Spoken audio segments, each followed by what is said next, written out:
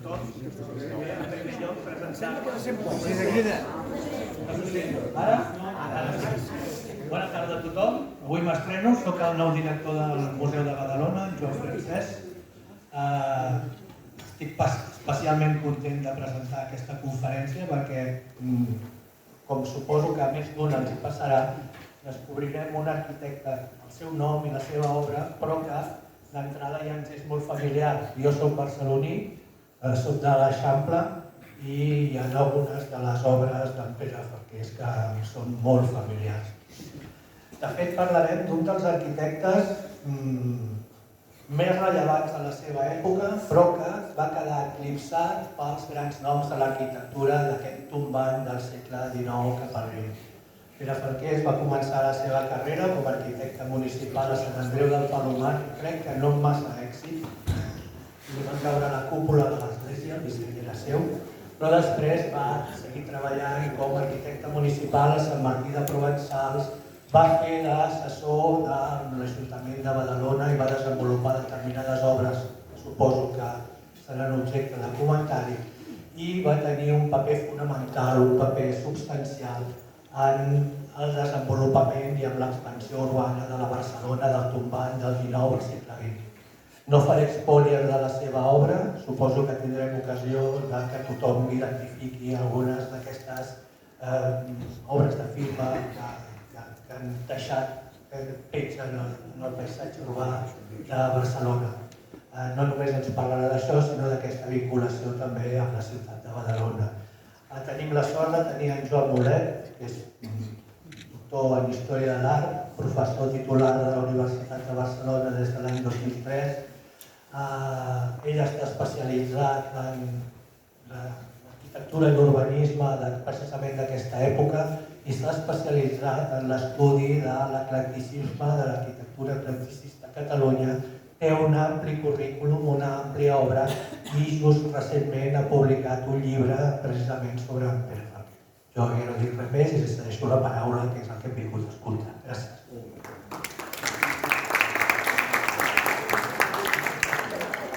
Bé, bona tarda.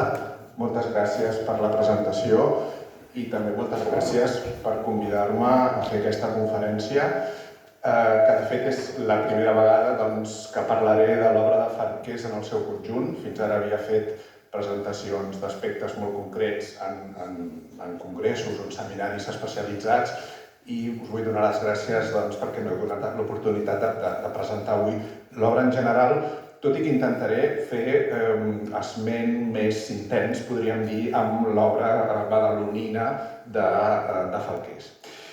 Bé, aquí Pere Falqués és un personatge que, com deia fa un moment, ell és nascut a Sant Andreu de Palomar el 1849 i estudia arquitectura.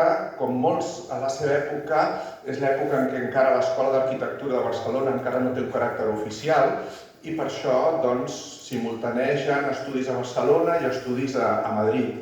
I de fet, a Madrid va tenir com a company de classe el propi Domènec i Montaner i el Josep Vilaseca, és a dir, dos noms importants dintre del modernisme, que més o menys són, sobretot el Domènec i Montaner, de la mateixa edat que el Falqués i que de fet el Domènec tothom el coneix i el Falqués se'l coneix menys.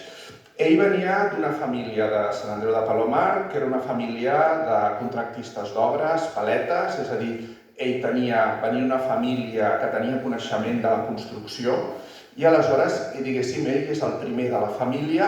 Hi havia algun mestre d'obres, algun cosí d'ell mestre d'obres, i ell és el primer d'aquesta família de constructors, podríem dir, que fa el pas de ser arquitecte.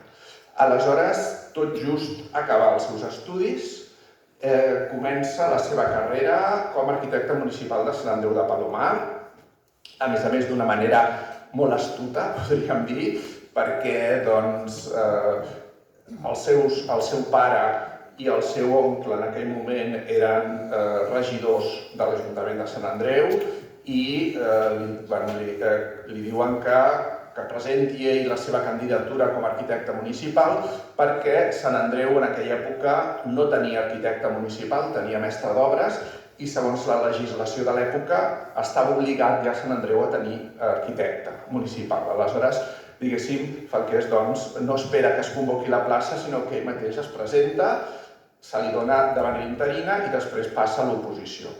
Bé, el problema és que té a Sant Andreu i és prou conegut, és la cúpula de l'església parroquial que construeix, que cau. És un tema que sempre surt quan es parla de Falqués, però és una primera ensopegada. Perquè ell, al mateix temps, en paral·lel amb Sant Andreu, també forma part, també és arquitecte municipal de Sant Martí de Provençals. Sant Martí entra l'any 75, és a dir, la seva estratègia era la de, quan algú es postulava com a arquitecte municipal en aquella època, havia també de dir a quina part del sou estava disposat a renunciar. Llavors, quina rebaixa, i sempre feia una rebaixa molt gran i per això s'assegurava que el contractessin i per això havia d'estar, com va arribar a estar fins i tot a 3 municipis diferents, ja que l'any 78 esdevé arquitecte de consultor d'aquí de Badalona. És a dir, que està uns anys que està treballant en 3 municipis diferents i al mateix temps ja estava començant a fer algunes coses de caire privat a Barcelona. Llavors és un personatge que, justament com ve d'aquests orígens humils, doncs treballa molt, s'esforça molt per, diguéssim, pujar el seu estatus social i sobretot dintre del que és l'ofici d'arquitecte. I bé, el seu moment important arriba al 1889, quan guanya la plaça d'arquitecte municipal de Barcelona. I aleshores renuncia als altres ajuntaments i dedica ja tota la seva vida perquè, de fet, ell mor sent arquitecte municipal de Barcelona, mor d'una pulmonia, que passava molt en aquella època, amb un constipat dolent, i aleshores mor amb 66 anys i aleshores ja es queda a la plaça de Barcelona, doncs continuaran les seves obres un altre arquitecte. Bé, llavors veurem a Sant Andreu, aquí tenim un primer projecte, a Sant Andreu no construeix en aquests municipis. Clar, perquè l'arquitecte municipal, la feina principal no és tant la de construir, sinó la d'aprovar els projectes que presenten altres arquitectes. Per això també el nombre d'obres potser ens semblarà que no és massa gran. És a dir, qualsevol projecte, qualsevol edifici que es volgués construir en un municipi calia que fos aprovat per l'arquitecte municipal. Per tant, ell havia de revisar tots els projectes que es presentaven i els havia de donar el vistiplau. I a banda d'això, fer els projectes que li encarregava l'Ajuntament. A més, normalment l'arquitecte municipal també era, per definició, el cap de bombers. És a dir, també s'havia d'encarregar dels bombers. És a dir, que tenien tota una sèrie de funcions aquests arquitectes municipals que al final a vegades sembla que no construeixen molt, però perquè una gran part de la seva feina era més burocràtica que no constructiva. Llavors, per això de Sant Andreu, jo només destacaré un projecte urbanístic que és el projecte de passeig de Santa Eulàlia, que és el que avui coneixem com Fabra i Puig, l'avinguda de Fabra i Puig, i que ell dissenya per connectar el nucli antic de Sant Andreu, que podeu veure aquí, que és el carrer Gran de Sant Andreu, connectar el nucli antic de Sant Andreu amb un nucli que era Santa Eulàlia de Vilapiscina. Avui es coneix només per Vilapiscina, que és un dels nuclis més antics. Això avui forma part de Nou Barris. Aleshores crea aquesta mena de passeig, és una rambla, en el fons, una rambla de 25 metres d'amplada, el que és la totalitat, i la rambla tenia 9 metres, és com una rambla que havia de servir per marcar una nova línia de desenvolupament de Sant Andreu en direcció cap a muntanya, en direcció cap a Santa Eulàlia, i a més per crear també un espai d'esbarjo, de passeig, ja que Sant Andreu no comptava amb masses espais oberts o masses espais de passeig, que d'alguna manera jo l'equiparo amb el meu llibre amb el Passeig de Gràcia de Sant Andreu, perquè de fet l'origen del Passeig de Gràcia de Barcelona també és un passeig que travessava una zona on no hi havia res construït i que també servia per l'esbarjo de la població. Aquest projecte el comença, però justament quan passa tota la desgràcia de la cúpula l'any 82 i ell dimiteix, l'acabarà el seu successor a Sant Andreu, que és Domènec d'Estapà. Passant a Sant Martí. A Sant Martí també desenvolupa una sèrie de projectes urbanístics, sobretot a Sant Martí a ell li tocarà tot el tema d'adaptar el Pla Cerdà, perquè el Pla Cerdà afectava també els municipis que hi havia al voltant de l'antiga Barcelona, adaptar el Pla Cerdà al que era la realitat de Sant Martí, tota una sèrie de propostes que després no es portaran a terme. Això també era molt habitual, d'aquests arquitectes municipals que havien de fer molts projectes, moltes propostes, que a vegades s'aprovaven però després no es feien. I de fet a Sant Martí, ja no en parlaré, hi ha tot un tema amb el cementiri nou, s'ha de fer un nou cementiri a Sant Martí que també està com 20 anys treballant i que al final no es farà. Però sí, el que més destacaríem de Sant Martí són els mercats. Fa el mercat del Poble Nou i el mercat del Clot. Hem de tenir en compte que Sant Martí no era una població amb un nucli central consolidat com aquí a Badalona, sinó que eren 5 nuclis. Hi havia el Clot, Poble Nou, la Sagrera, Camp de l'Arpa, la Llacuna, que eren 5 nuclis petits, eren 5 nuclis dispersos, de manera que la complicació de Sant Martí és que s'havia de multiplicar tot per 5 per entendre'ns. Aleshores, aquests dos mercats, tant el del Poble Nou, que aquí tenim el projecte, com el del Clot, el del Clot és aquest és el del Poble Nou, com veiem tots dos són molt similars i la novetat d'aquests mercats és que és la primera vegada que ell introdueix el mercat de maó vist.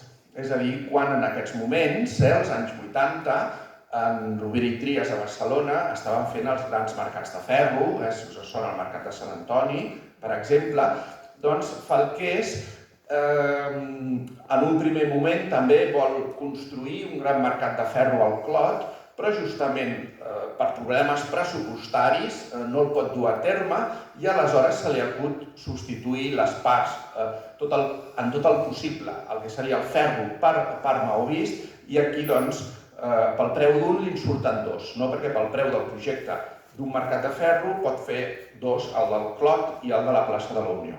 Llavors veiem que el ferro redueix senzillament aquests pilars, mentre que la resta, doncs, el ser maó és molt més econòmic.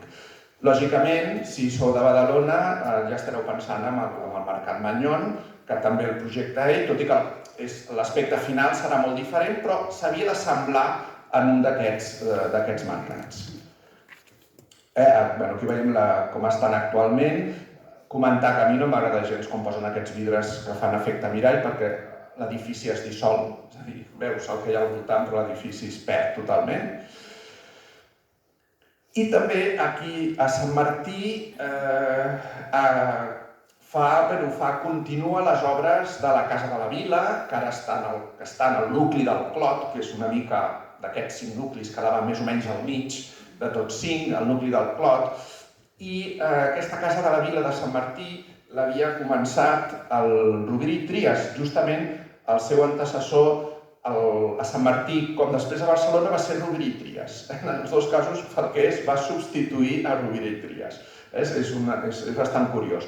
Aleshores, també era molt típic d'aquests arquitectes, que havien d'acabar les obres començades pels seus antecessors o a vegades les seves obres quedaven a mitges i eren acabades per un altre personatge. I per tant hi havia totes aquestes variacions de projectes, com aquí a Badalona, que les obres que hi comença les acaba el Roger Pedrosa, que és el següent arquitecte municipal. Aleshores, aquí a Sant Martí, el que teniu aquí és el projecte original de Rovira i Tries, que s'assembla molt al que és l'Ajuntament de Barcelona, amb aquestes columnes, aquesta zona central, aquest tipus de balcons, i quan arriba Falqués aquí a Sant Martí, aquest edifici només està construït la planta baixa, de manera que li demanen en un primer moment que acabi l'edifici seguint el projecte de Rovira, però finalment introdueix algunes variants. Sobretot el cos central de façana, aquest cos que podem veure aquí, molt més ric que els cossos laterals que segueixen el projecte original, i en el qual Falqués introdueix un nou estil arquitectònic de l'època, que és l'estil Segon Imperi. L'estil Segon Imperi és un estil francès, és l'estil de l'Òpera de París, per donar-vos alguna referència, és un estil molt sumptuós, i aquí diria que és molt pompós, i en el qual, diguéssim, aquí veiem com la senzillesa neoclàssica del projecte de Rovira s'enriqueix, totes aquestes combinacions de columnes, pilars, de motllures que s'entrecreuen i sobretot aquesta torreta d'aquí, aquesta torreta que això, com veieu aquí, no estava prevista, que ell l'utilitza per ubicar el rellotge. El rellotge és un d'aquests símbols de l'arquitectura civil, de les estacions, dels ajuntaments, d'aquests edificis, en una època que el rellotge era un objecte de luxe, i és molt interessant perquè és que aquesta torreta està inspirada en, i això ho trobarem en algun lloc més, està inspirada ni més ni menys que en el Casino de Monte Carlo de Charles Garnier. És a dir, un edifici totalment segon imperi i amb una utilitat molt diferent com era la d'un casino. A l'interior... no sé què ha passat aquí. Tornat a aparèixer. A l'interior seguim... Potser sóc jo, que vaig molt de pressa. No tocarem res. A l'interior seguim tenint el projecte. El projecte és el de Rovira i ell el que fa és introduir algunes variacions al saló de plens, que és aquest que teniu aquí. Bé, clar, amb el mobiliari modern, la veritat no llueix gaire, però el que ell introdueix és un element que va repetint molt durant la seva carrera, que és aquesta tribuna pel públic. Veieu aquesta tribuna que està oberta. En el projecte de Rovira no existia aquesta tribuna, la paret era una paret contínua que tancava, diguéssim, la zona del saló. En canvi, ell el que fa és obrir a través d'aquestes columnes i crear una zona pel públic. Aleshores, aquesta solució la trobarem quan treballa a l'Exposició Universal i també la trobarem quan reforma l'Ajuntament de Barcelona. És a dir, que és una solució que va repetint i que està basada en el que és el Congrés dels Diputats de Madrid en el seu estat original. Ara també està molt canviat, però és una solució perquè justament ell havia estudiat a Madrid, com hem dit, i un dels seus professors va ser el Narciso Pasquali Colomer, que és l'arquitecte que fa l'edifici del Congrés dels Diputats. Llavors també en Falqués el que veiem és ressonàncies d'aquesta arquitectura que es fa a la Corte a Madrid i que ell porta cap a Barcelona. Arribem ja aquí a Badalona i a Badalona ell entra com a arquitecte consultor. De fet, la diferència, no m'ho pregunteu després perquè no sé la diferència exacta entre arquitecte municipal i arquitecte consultor, ho he preguntat en diferents llocs i ningú m'ha sabut donar el nom, perquè de fet les funcions són les mateixes. Hi ha poblacions com a Sitges, també parlen d'arquitecte consultor, però Sant Martí, que d'importància era menys important que Badalona, es parla d'arquitecte municipal, vull dir, suposo que seria alguna mena de tradició local. I de fet, a les actes a vegades posen arquitecte municipal, a vegades posen arquitecte consultor, però bé. Aleshores, ell el tenim durant 12 anys, entre el 78 i el 90, substitueix a Francisco de Pablo del Villar, que és qui va construir l'edifici de l'Ajuntament, que teniu aquí, i després, quan ell ja guanya la plaça a Barcelona, és substituït per Francesc Roger i Pedrosa, que és fill de l'Elia Rogent, el que va construir la Universitat de Barcelona i una mica el pare de l'arquitectura moderna a Catalunya. Aleshores, aquí a Badalona, ell també desenvolupa tota una sèrie de projectes urbanístics. De fet, ell es troba ja amb un gran projecte aprovat, que és aquesta reforma que es vol fer tant de la part alta de la ciutat, on es preveia obrir tota una sèrie de carrers, com a la part baixa millorar aquesta connectivitat entre les dues zones. Això és una sèrie de projectes aprovats per l'Ajuntament. Quan ell entra, ja havien estat aprovats, diguéssim, en redacció, no tant en... I ell el que fa és el plànol de tots aquests projectes, tot i que finalment l'únic que es du a terme és l'obertura del carrer del Temple, que el tenim aquí darrere mateix, i l'ordenació dels carrers de Santa Madrona i de Santa Teresa a la zona ja de tocant a la Rambla. Llavors aquí tindríem aquests, el dels dos projectes, el més fàcil és aquest, perquè aquí hi havia molt poqueta cosa construïda, com veieu només hi havia algunes cases i per tant no cal fer grans expropiacions, i aquí el que es tractava era d'encaixar la part, aquesta zona industrial de Badalona, amb el que era la Rambla, mitjançant aquests carrers que fan com d'encaix i creen la nova façana marítima, podríem dir, a la Rambla. Llavors aquí ell el que fa ja és agafar a partir de les cases que estan construïdes i establir la línia d'edificació. És bastant senzill, però clar, en aquell moment els propietaris dels terrenys de la Rambla necessitaven saber exactament fins on podien construir i calia fixar aquesta línia d'edificació.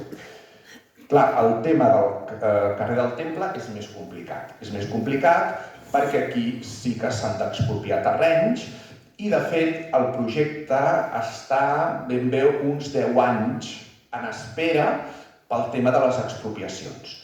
Perquè s'havia d'expropiar tot això, veieu aquí en blau, tota aquesta part d'aquí, que era propietat del marquès de Barberà i que posa moltes traves i per això dura 10 anys tot el procés d'expropiació.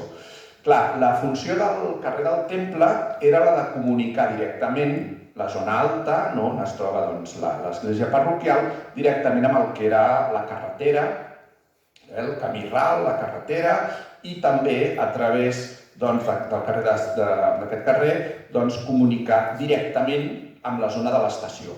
Perquè d'alguna manera, quan es crea sobre el ferrocarril, l'estació està al costat del mar, diguéssim, es crea una tendència a que la ciutat es desenvolupi en direcció cap al mar, en aquells terrenys on es construeix tota la indústria. Per tant, calia comunicar bé la part antiga amb la part nova.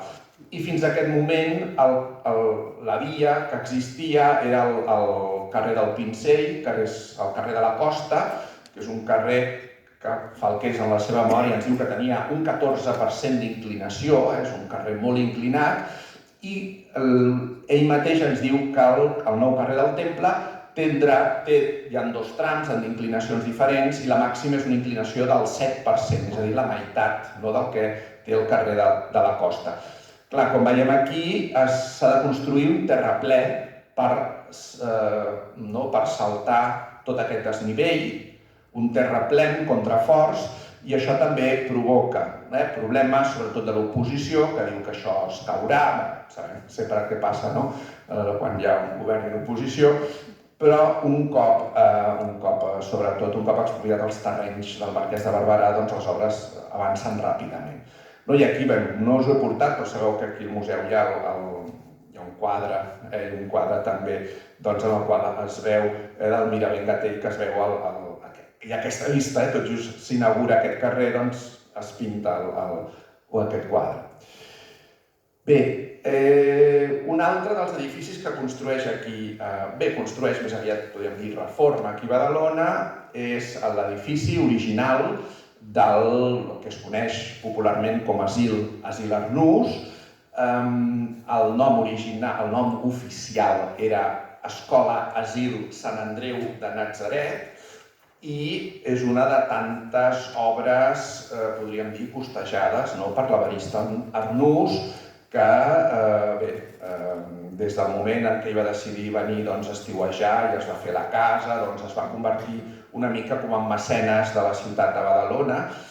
Jo penso que ell una mica volia imitar el que estava fent els Güell i els López a Barcelona, de crear-se aquesta fama de mecenes i d'home noble. L'Arnús ho va voler fer aquí a través de ser benefactor de Badalona, i en aquest cas ell dona uns diners per afavorir, per fer un edificio destinado para que puedan aprovecharse las clases obreras y menesterosas. És a dir, un edifici de beneficència, que es decideix que aquest edifici finalment hi hagi un parvulari mixta, nens i nenes separats, i després una escola de primària només per nenes. i que això doncs, ho portin unes monges. Aleshores, el que es fa és comprar una casa que ja existia al carrer del Pilar, que bé, avui es diu carrer Arnús, i es reforma aquesta casa, és això que veiem aquí, i després s'hi afegeix un cos nou i una església. Això aquí al darrere ja estaríem al que és l'avinguda Coll i Pujol. Aleshores, a l'hora de reformar aquest edifici, ell es basa, és molt interessant perquè aquestes finestres el que fa és agafar el model del Palau de la Generalitat de Barcelona, la part gòtica del Palau de la Generalitat, la façana del carrer del Bisbe, i sobretot ho veiem perquè hi ha aquesta creu de Sant Jordi, que és l'emblema de la Generalitat. És a dir, aquesta forma és exactament la que hi ha al Palau de la Generalitat, i és interessant perquè a partir d'aquí, quan ell fa edificis de caràcter benèfic, utilitzarà sempre com a referent al món gòtic. És a dir, una mica hi va també, com es feien a l'època, aquests arquitectes eclèctics, cada estil tenia un significat. També és interessant perquè introdueix la façana amb parament de maó vist, que això en aquell moment només ho trobaríem en edificis industrials. Ell ja ho havia introduït a Barcelona 3 anys abans amb una casa particular, i ara aquí també ho torna a introduir combinant-ho amb un element gòtic, que també és una cosa totalment novedosa. A l'interior, clar, tot això ja no en queda absolutament res, és un edifici que està molt transformat, ja el Roger Pedrosa ja va fer uns afegits als anys 90, i a l'interior destacava un pati amb claustre, aquí tenim uns dibuixos a llapis que es veuen molt fluixets, i la capella, de la qual no es conserva res, tot i que sabem que la imatge... Perdó, he dit abans Coll i Pujol, l'avinguda Martí Pujol, perdoneu-me que jo aquí, com no soc de Badalona, a vegades em faig una mica de confusions, perdoneu-me. Doncs aquí la imatge que hi havia a l'altar era una imatge que estava dissenyada per Josep Llimona, és a dir, per un escultor de primera categoria, la imatge de Sant Andreu. També es parla a les cròniques que hi havia una campana que pesava 100 lliures, però aquí en el projecte no consta el campana. Segurament seria un espadanya. Bé,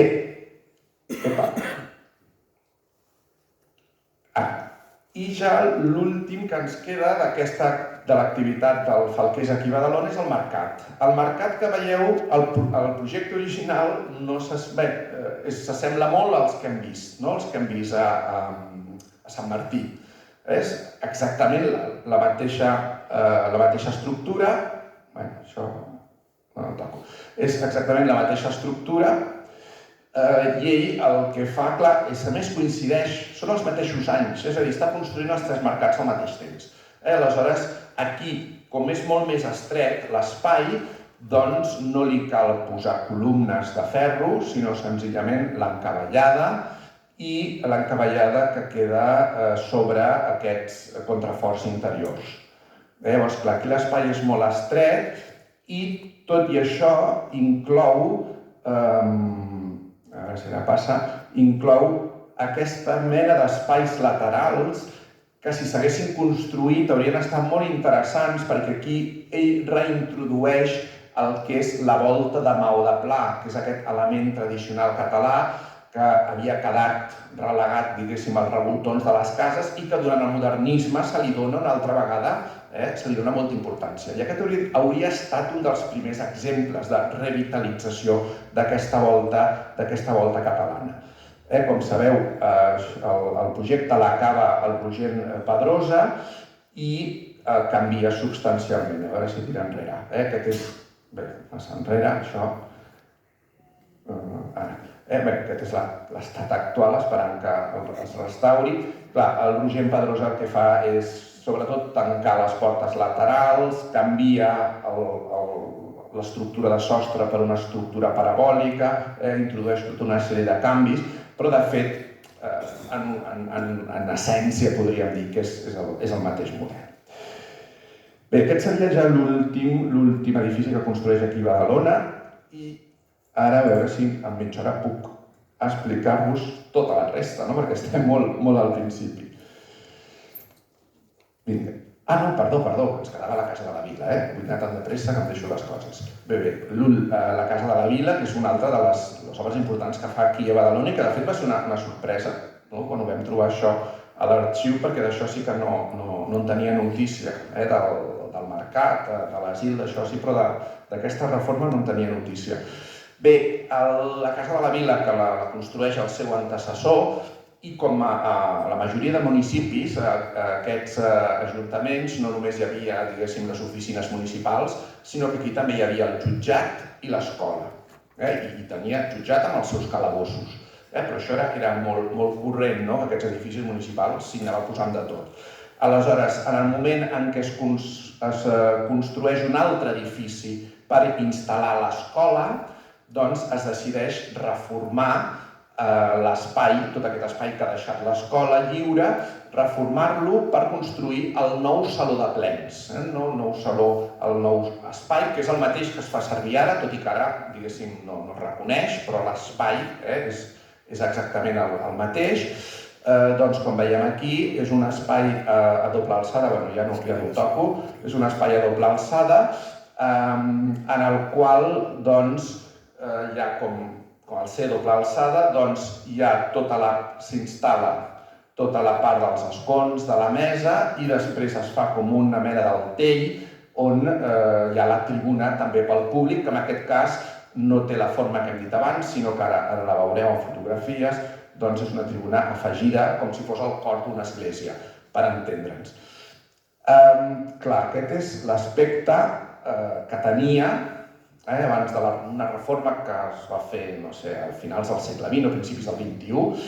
Aquest és l'aspecte que tenia i és molt interessant perquè és clar, a l'hora de transformar aquestes habitacions que eren de l'escola en un gran espai únic, per conservar la simetria, doncs el que ha de fer és tapar tota una sèrie de finestres que hi havia. Per exemple, aquí hi havia una finestra, finestres que encara es poden veure des de fora, però que des de dintre les tapa per mantenir aquesta idea de simetria i donar protagonisme a aquestes finestres trigeminades que són de caràcter neoromànic, igual que les de la Universitat de Barcelona, i de fet tot té una mica un aire que també recorda en certs elements, com aquest element, aquest cancell d'aquí, aquestes columnes, certs elements que recorden l'edifici de l'Illa Rogent, com dèiem, de la universitat. Aquí tindríem la part. El mobiliari, aquest mobiliari ja no és d'ell, aquest mobiliari és posterior, però, diguéssim, tota la decoració, la concepció és d'ell. Aquí, per exemple, tapa, aquí darrere hi ha un balcó, que també el tapa per poder posar aquest dosser amb l'imatge de la reina regent, que era la Maria Cristina d'Habsburg, que era la reina regent.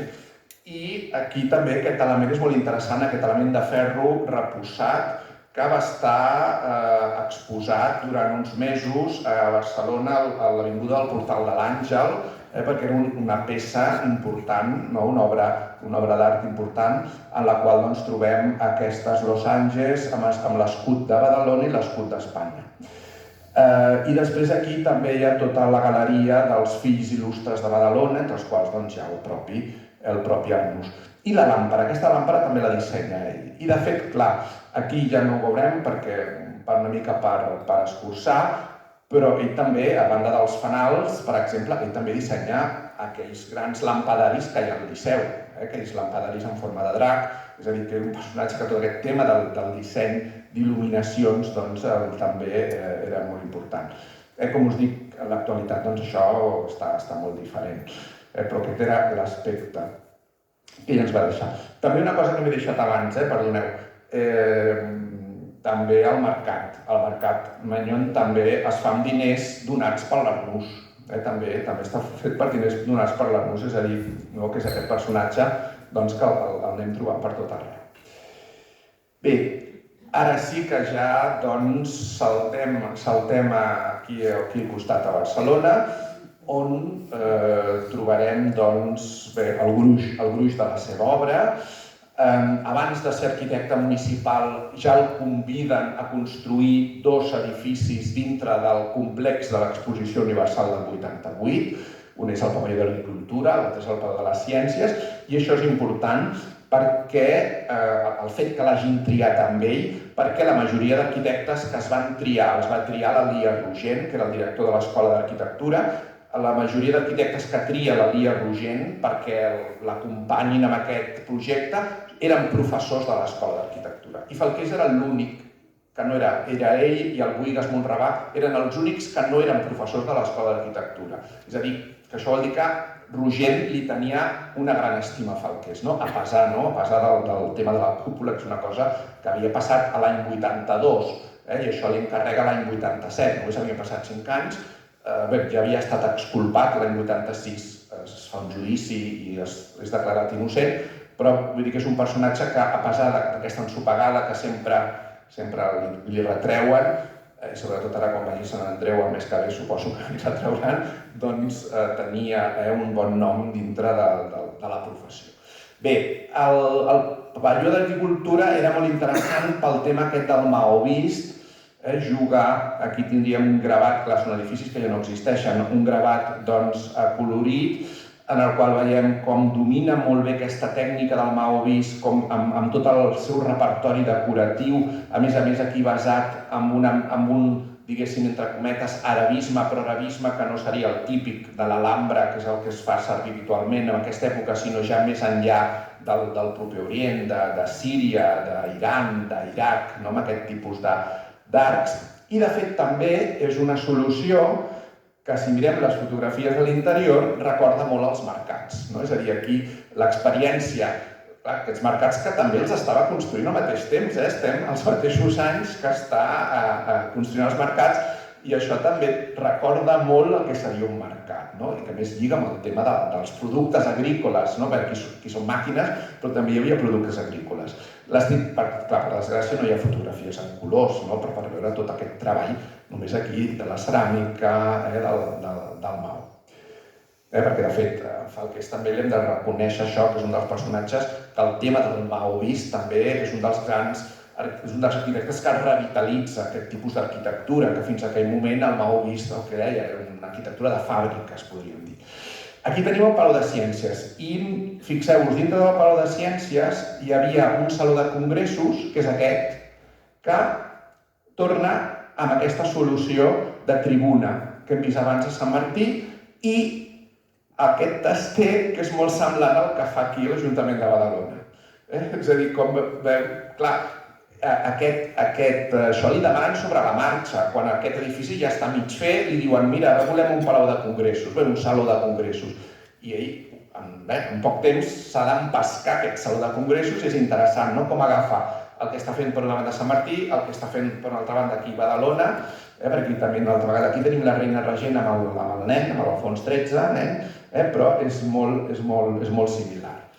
I l'exterior, aquest és l'exterior que es va realitzar amb una mena de neobarroc molt pompós, perquè la ciència era una cosa molt feixuga i com era una cosa molt feixuga la ciència, l'edifici també havia de ser tan feixuc com la ciència, és a dir, l'agricultura és més lleugera i pots posar-hi maó, aquí la ciència és molt més seriosa, és cosa d'aquella època de catedràtic, així amb barbes més llargues que la meva, aquelles barbes de catedràtic, però el que és interessant és que el primer projecte de Palau de la Ciència és un projecte neorenaixentista, tot això és Brunelleschi, perquè a més a Madrid s'estudiava molt el Renaixement, i aquest element d'aquí, recordeu-vos d'aquest element d'aquí, això era un fanal, un far, perquè en principi el Palau de les Ciències havia de ser Palau de l'Electricitat, i en aquell moment ja es parlava de Palau de l'Electricitat i això havia de ser com una mena de fanal, de far, doncs això després ell ho reprofita.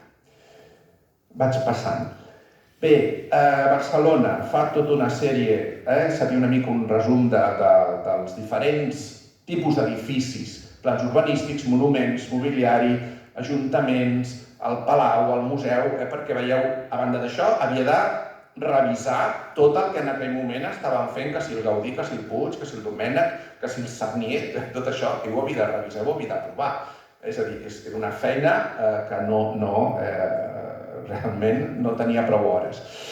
Dels espais públics, un dels més interessants, tot i que va ser un altre d'aquests grans projectes que hi va dedicar moltíssimes hores i no es va arribar a concretar, era el de la plaça Catalunya. El de la plaça Catalunya, que bé, ara a Barcelona l'altre gran problema era la plaça de les Glòries, doncs la plaça Catalunya és com el precedent, també va estar com 40 o 50 anys que no se sabia què fer, i en un moment donat que hi ha un concurs l'any 86, aquí ella encara no és arquitecte municipal, i guanya amb aquest projecte, en el qual també agafa un referent de la història de l'art, que és la plaça de Sant Pere del Vaticà de Roma. Perquè la plaça de Sant Pere del Vaticà, que és una columnata, aquí són arcs, allà són columnes, però l'idea és la mateixa, perquè la plaça de Sant Pere del Vaticà té una forma molt estranya. Hi ha Sant Pere, però la resta no, és totalment irregular. I la plaça Catalunya també. Té una forma molt estranya, una arquitectura que en aquell moment no era massa bona, ara potser encara ho és menys, perquè hi ha un Corte Inglés que és com horrorós, però bé. I aleshores fa el mateix que Bernini, és a dir, jo faig aquest element perquè des de dins la plaça sigui regular i tingui un caràcter monumental. A més, aquí se li volia donar un caràcter simbòlic amb aquesta estàtua que representava Catalunya i els quatre portals que representaven les quatre províncies de Catalunya que havien de tenir al·legories, referents. I a més, aquí sota també es podien posar estàtues, es podien posar pintures, a sota la volta, referents a la història de Catalunya, era tot un programa. Bé, de tot això se li demanen diferents versions, que és el que passa amb aquests concursos, sempre es guanya un projecte, però després es va demanant als autors que el vagin adaptant i aquí us he posat només algunes imatges d'elements. Aquí, per exemple, se li demana que faci un edifici per l'oficina de correus, adossada, com veieu, a les arcades, i una altra vegada tenim la referència a Monte Carlo. Aquestes tres arcades, les torretes, és una altra vegada la referència a Garnier. I això és un edifici que s'havia construït uns 20 anys abans. Aquí se li demana que faci una mena de galeries comercials com les de Milà, les galeries Vittorio Emanuele de Milà. Doncs aquí se li demana que faci el mateix i aquí agafa com a referent justament l'arquitectura del Renaixement italià. L'arquitectura de Miquel Àngel, de Sansovino, dels grans palaus del Renaixement, la qual combina amb una sèrie d'estructures de ferro brutals, amb aquest gran finestral, que això està agafat de les estacions de tren de París. És a dir, és també molt interessant, o aquestes torres són estructures metàl·liques, o haurien sigut. És a dir, aquesta manera de combinar una cosa tan tradicional com és Miquel Àngel amb la cosa més industrial i més moderna, que això és molt típic d'aquesta arquitectura eclèctica. El tercer projecte que realitza és el d'un hotel, que tampoc es du a terme, també dintre d'aquest eclecticisme i una altra vegada amb aquests elements segon imperi francès. És a dir, que veiem com va, que era el que feien aquests arquitectes, tenien aquesta capacitat d'adaptar molt bé els estils al tipus de discurs que ens volien donar. Bé, també a nivell urbanístic és ell qui s'encarrega de projectar els treballs d'obertura de la Via Laietana. La Via Laietana formava part de la reforma de Barcelona, del Pla Baixeres, que havia estat aprovat el 1880, però es va allargar in eternum, també pel tema de les expropiacions, pel tema del pressupost, i al final només es va dur a terme la Via Laietana i algun trosset de l'Avinguda. Bé, l'Avinguda de la Catedral es va fer, anava a dir gràcies, es va fer a causa dels bombardejos a la Guerra Civil. Bé, gràcies perquè no van haver d'expropiar perquè allà no estava tot a terra. Llavors, l'interessant de la Via Laietana és que ell preveu, d'una banda, introduir les galeries de serveis, és a dir, aquestes galeries per on han de passar no només el clavegueram, sinó la llum, el gas, les conduccions d'aigua, i que han de servir perquè no s'hagi d'obrir el carrer cada 2x3, i que és una cosa que després es va oblidar, i també ell construeix els primers túnels de metro de Barcelona. Ara és el centenari de l'inauguració del metro, però ell, uns 15 anys abans, havia construït uns túnels a sota de la Via Laietana quan encara no se sabia qui els faria servir. Però ja tenia aquesta previsió de dir, bé, ja que estem aquí tirant a terra tot, tenim tot aixecat, fem el túnel ara, que després, si hem de tornar a obrir, serà molt més car. Però bé, els polítics no ho van entendre i només va obrir un tros, el tros que va des de la plaça d'Antonio López fins al que seria ara Avinguda de la Catedral. És l'únic tros que li van deixar obrir perquè li van dir que això era massa car i que era un visionari. Però bé, al cap de 15 anys s'inaugura el metro. Bé, monuments.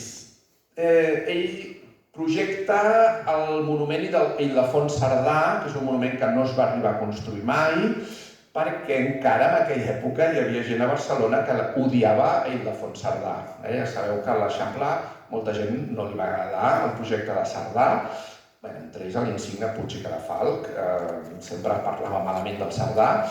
I quan l'Ajuntament de Barcelona decideix fer un monument a Cerdà, que això és el Rius i Taulet, hi ha una campanya a premsa per dir que no pot ser que se li faci amb una mena de criminal, que es deia que era el Cerdà, se li faci un monument.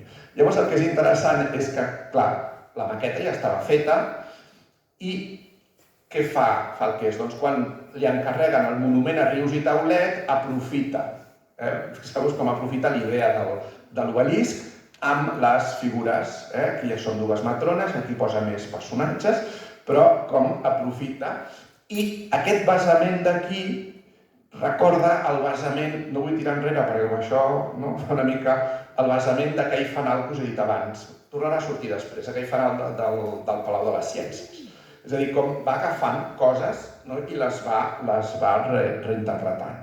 Aquí més interessant perquè tot el bronze el va donar l'exèrcit, segurament provinent de material bèl·lic, unes 80 tones de bronze, em sembla, va donar l'exèrcit perquè es fes totes les imatges, que són imatges al·legòriques del treball, de Barcelona, la fama, i aquí hi ha una sèrie de medallons amb les principals obres construïdes a l'època de Rius.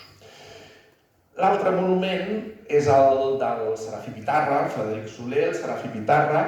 Aquí també és molt innovador perquè és a dir, el monument que hem vist fa un moment, el de Rius i Taulet, aquest monument solemne amb l'obelisc, era una mica l'estil de l'època, i ell aquí fa una cosa totalment diferent, amb aquest gran... Clar, ell fa el pedestal, l'escultura és de l'Agustí Querol, que era un escultor català que estava a Madrid.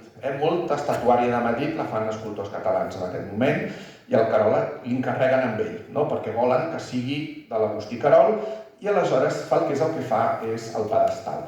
És un pedestal molt interessant, no hem trobat els documents on ell explica el perquè d'aquest pedestal, però sí que la simbologia la podem entendre, per exemple, aquí sota tot això és pedra de Montserrat, perquè el Serafí Pitarra es considerava una mena de fundador del teatre català, un dels personatges que va revitalitzar, llavors, per donar-li aquesta idea catalana, diguéssim, nacionalistes, que això no hi ha cap més monument, que tingui pedra de Montserrat. I el que fa el Falqués és aquesta mena de pedestal, que ja no és el típic pedestal, diguéssim, clàssic, que és com una mena...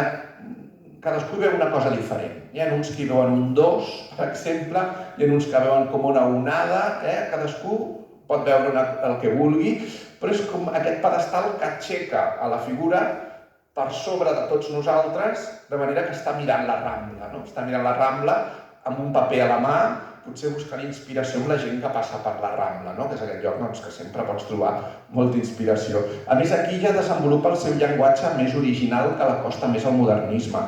Això, de fet, és una voluta, que és un element arquitectònic totalment sobredimensionat, i aquí comença a posar totes aquestes fulles, aquests elements vegetals també de grans dimensions. És una de les seves marques, el sobredimensionar elements clàssics o elements vegetals. Bé, ara, els fanals.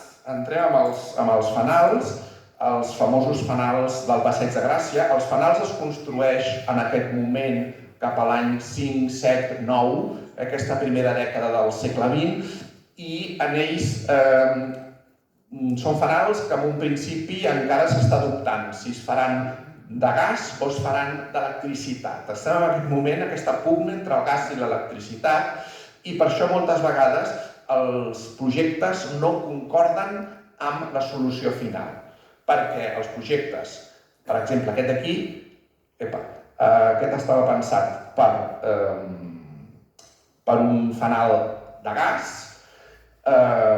però al final es decideix fer un fanal elèctric. Aleshores, això comporta que s'hagi de canviar tot el que és el banc. Veieu, aquest banc era un banc de ferro. Era un banc de ferro, però en el moment en què s'ha de fer tot elèctric, aquí sota s'han de posar unes caixetes amb uns transformadors o amb uns elements, que hi ha gent que diu que això era calefacció, no? Hi ha moltes històries sobre aquests fanals, però són unes caixetes, però són uns aparells transformadors, exactament, ara mateix no sabria dir-ho, però són uns aparells elèctrics que necessiten estar tancats amb un caixonet, i aleshores per tancar-los amb un caixó doncs s'ha de fer el banc d'obra.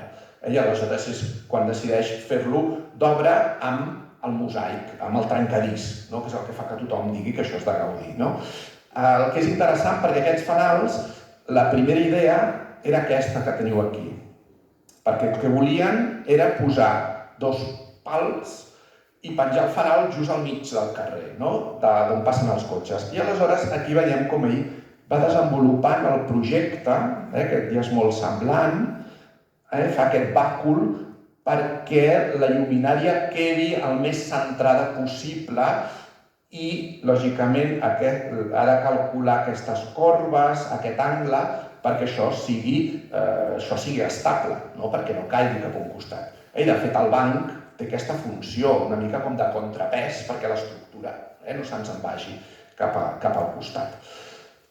Ara, espera.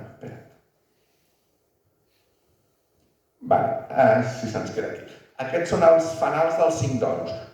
Recordeu, bé, ja sabia jo, recordeu el que us he dit abans del... A veure si... No. Queda't aquí. A veure, aquí, veieu, aquí a l'esquerra, que era aquest palau de l'electricitat, amb aquest pedestal, que és el que després ell agafa per rius i taulet, doncs, després, tot això d'aquí és el que trobem aquí, quan fa els 5 d'oros. És a dir, com va adaptant. Llavors, també, aquí, amb els 5 d'oros, la idea primera era combinar gas i electricitat, però en el moment ja en què es decideix que tot és elèctric, també canvia, es va adaptant al disseny. I això és una cosa que moltes vegades s'anava fent sobre la marxa, perquè eren decisions que anava prenent l'Ajuntament, sobretot aquestes, perquè hi havia aquesta pugna entre les empreses de gas i les empreses d'electricitat. Aquí també podem veure ja aquestes fulles de geganta sobredimensionades, molt típiques d'ell, i, per exemple, aquí tindríem una inspiració clarament goticista. I els altres conjunts de fanals són els del Saló de Sant Joan. En aquest cas, el projecte no varia perquè aquí ja des d'un primer moment es decideix que siguin elèctrics i per tant no hi ha cap variació. També aquí, clar, és un espai molt ampli. Bé, el Saló de Sant Joan ara és el passeig Lluís Companys, és un espai molt ampli.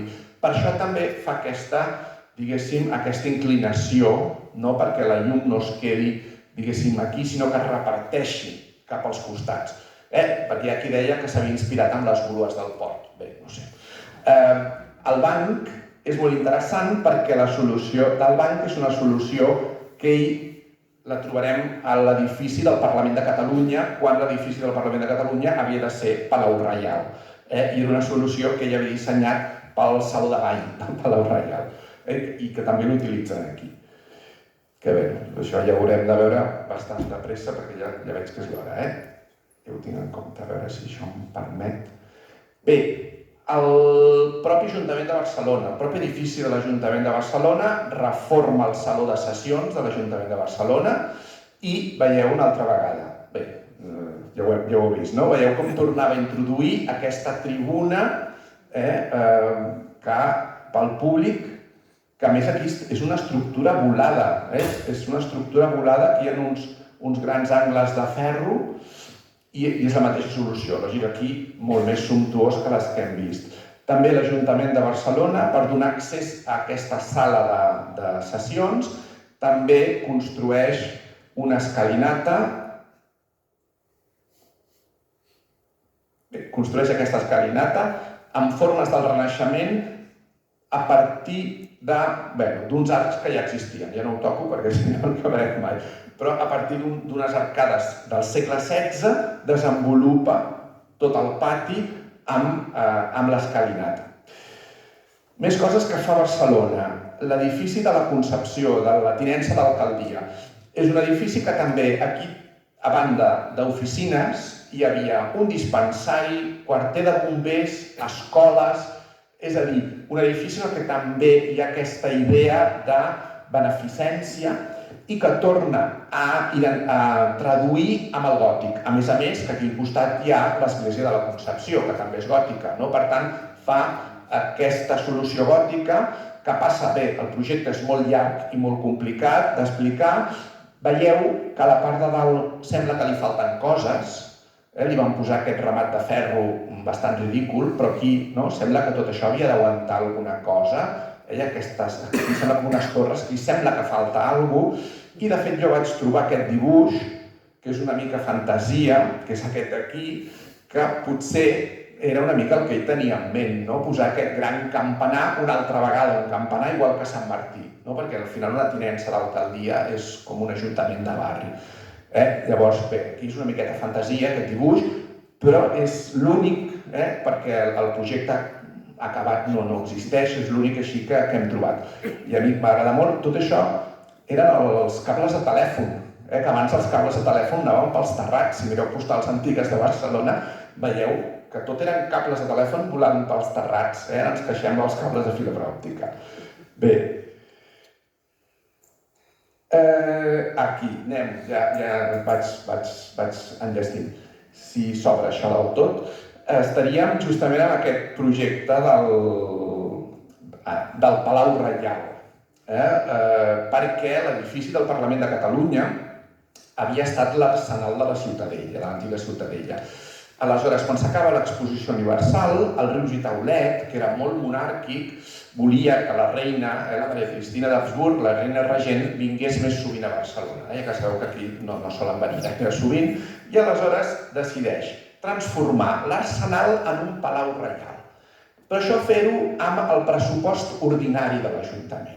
És una cosa, és com una quijotada, que diríem, perquè, ell pensa que, amb l'arquitecte municipal i amb les brigades d'obres de l'Ajuntament i amb els materials d'enderrocar els palaus de l'exposició, podem fer aquí dintre un palau reial. Lògicament, aquí dintre, si és un palau reial, necessitem marbres i aquests materials d'enderroc, no hi havia marbres. Aleshores, el Falqués, aquí és una lluita titànica, són uns 10 anys que està treballant en aquest edifici, trosset a trosset, saló a saló, i finalment queda a mitges i també ve el Puig i Cadafalch i diu res, aquí farem un museu. Però veieu que alguns dels espais més emblemàtics del Parlament, com és l'escalinata, els va dissenyar Falqués quan volia fer el Palau Reial. I de fet aquí, si feu la visita al Parlament, veureu una gran quantitat d'espais dissenyats pel Falqués. Això li diuen el Saló dels Passos Perduts vermell, per aquest marbre vermell. Això era el Saló de Ball, això havia de ser el Saló de Ball, i fixeu-vos, aquestes columnes amb aquests bancs és el que també hem vist als fanals del Saló de Sant Joan, del Saló Lluís Companys, com va agafant. I això ja és molt més personal d'ell, ja va jugant molt amb elements arquitectònics, canviant les dimensions, canviant les funcions, i això només seria una mostra de tot el que fa aquí dintre. No sé si us he posat... Sí, bé, el Saló de Sessions del Parlament de Catalunya, a veure si això... De fet, aquí a la dreta, aquesta foto en blanc i negre, és com el va deixar Falqués, que aquí hi havia d'anar al Saló del Tron de la Reina. És a dir, que hi havia d'anar al Saló del Tron de la Reina. Ell és el que crea totes aquestes arcades, bé, ja ho sabia, crea totes aquestes arcades, totes aquestes columnes, crea tot l'espai i després, quan això es converteix en Parlament de Catalunya, el que fan és posar tots els bancs, que si desmuntéssim els bancs, encara és prou evident la petjada de Falqués. El mateix edifici construeix unes ales, quan es decideix fer museu i ampliar el museu, unes ales d'un caràcter neoclàssic, com veieu aquí, perquè els museus eren neoclàssics, és a dir, el que dèiem, cada tipus d'edifici tenia el seu llenguatge, i aquí fa uns grans espais per posar tot tipus d'obres. També introdueix aquest parament de maó vist i busca que l'edifici nou es relacioni amb l'edifici vell. Això és l'antic Arsenal. Crea aquí una separació amb un pati perquè, com dèiem, la nova arquitectura no sigui agressiva amb l'antiga, cosa que, bé, actualment és al revés. Es busca sempre que el que fa l'arquitecte modern contrasti amb el que havia fet l'anterior. Bé, a veure si això passa.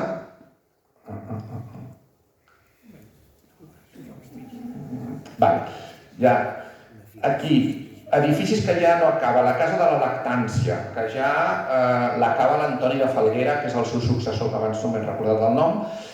També, Casa de Lactància, per què era? Perquè les dones, i aquí hi havia, les dones tinguessin alimentació per poder criar els seus fills. Era una casa com de maternitat per les dones pobres, les dones obreres, donar-los alimentació perquè elles poguessin alletar els seus fills, o bé també hi havia dides per alletar els fills de les dones que no podien. Era aquest sentit de beneficència. I una altra vegada agafa el gòtic. Però és que és molt interessant, perquè a la plaça Catalunya tiren a terra l'Armeria Estruc, que és aquest edifici que teniu a la dreta, però el tiren a terra de manera que conserven totes les peces i li diuen, miri, vostè ha d'aprofitar aquestes peces per fer la lactància, que era una cosa que trobareu molt, que es tirava a terra i s'aprofitava tot. I aleshores el primer projecte, després s'acaba d'una altra manera, però el primer projecte és gairebé calcat de l'Armeria Estruc, perquè vol aprofitar totes aquestes peces. Llavors això també és una part molt interessant d'aquests edificis que es fan aprofitant elements anteriors. Ja estic enllestint. Els mercats. El mercat de Sants. El mercat de Sants segueix la tradició que ell ha iniciat del maó vist, però ja aquí és com una catedral. I és com una catedral amb els pinacles, amb tots aquests elements. El mercat Galvany, a Sant Gervasi. Aquí és una església, aquí torna a ser com una església, però si l'anterior era com gòtica, aquesta és romànica. Fixeu-vos aquestes finestres, és un mercat romànic, però també maó vist, aquestes grans arcades de maó. És a dir, com crea una nova tradició de mercats. Palau, la Catalana de l'Electricitat, també maó vist aplicat a un edifici industrial, però un edifici industrial monumental amb una part civil, amb oficines, amb habitatges dels directius de l'empresa, amb aquesta gran entrada, que és com l'entrada d'un castell, i tota aquesta cresteria que veieu aquí, que això després es va desmuntar, però que era impressionant. I també aquest projecte que no el realitza, fixeu-vos aquí aquestes torres de ferro, és a dir, tenia aquesta fantasia, aquesta creativitat de crear unes que a vegades això no li van construir, van dir no, fes-ho així, que serà més econòmic, però tenia un pensament, uns elements molt moderns. Llavors, amb això ja molt ràpidament, cases particulars, només hi ha dues imatges, no patiu, les cases particulars que està fent a Barcelona, al mateix temps que és arquitecte municipal, que aquí és un altre meló, perquè com era arquitecte municipal no podia fer edificis particulars, això no estava ben vist, aleshores els firma un altre arquitecte, que era el Firmón, que això ja es feia molt, firmava un altre i després firmava ell perquè donava el permís. Bé, la Casa Camps, aquesta la fa encara legalment perquè aquí encara no era arquitecte a Barcelona. Fixeu-vos el que us deia el maó vist. És la primera casa senyorial que té façana de maó vist, que això, diguéssim, és també una cosa que ell introdueix. La casa del Baró de Bonet, aquesta li van caure les bombes de la Guerra Civil, això estava a Gran Via amb Balmes, i aquí és aquest estil ciclopeista amb aquests elements, clar, això és una pena, no tinguem ara, tampoc tenim el dibuix, tots aquests elements d'aquí, aquestes volutes, tot això sobredimensionat, tan pesant, i També la idea de posar dues portes a l'entrada, no una, sinó dues. Això també era molt original, no? Perquè sempre n'hi havia una. Per què en posa dues? I després tota aquesta estructura de balcons, marbre de Carrara, tots aquests balcons, perquè el baró de Bonet era rector de la universitat, era un personatge important. I l'última imatge, amb això ja acabo, les dues cases potser més originals d'ell, no? La casa Bonaventura Ferrer, al capdamunt del Passeig de Gràcia, ara això li diuen el Palauet i no sé què és, per a eventos i coses, però fixeu-vos aquí també les volutes, fixeu aquestes volutes sobredimensionades, les fulles de gegant, aquests grans fulls de geganta que trobem per aquí, la casa d'Arival també amb elements clàssics però també sobredimensionats, aquestes columnes ciclòpies, aquí una combinació de maó vist en pedra, aquests perfils tan originals, és a dir, era un personatge que potser no era un gran tècnic, com Gaudí, però tenia una originalitat i a més ell va partir d'una formació, i amb això ja acabo, una formació molt clàssica a Madrid, molt basada en el Renaixement, amb els estils, diguéssim, tradicionals, i ell, sense, diguéssim, seguir la línia modernista més habitual del cul de fouet, es crea el seu propi llenguatge, es crea el seu propi estil, i de fet, bé, és un personatge que veieu que m'apassiona i jo estaria una altra hora si volguéssiu, però com ja sé que és tard, doncs us deixo aquí i moltíssimes gràcies per la vostra atenció.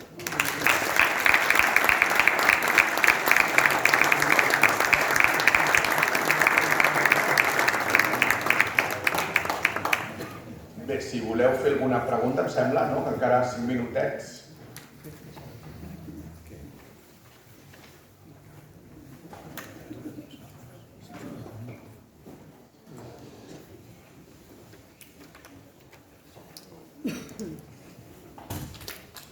Bé, si no, doncs anem a sopar.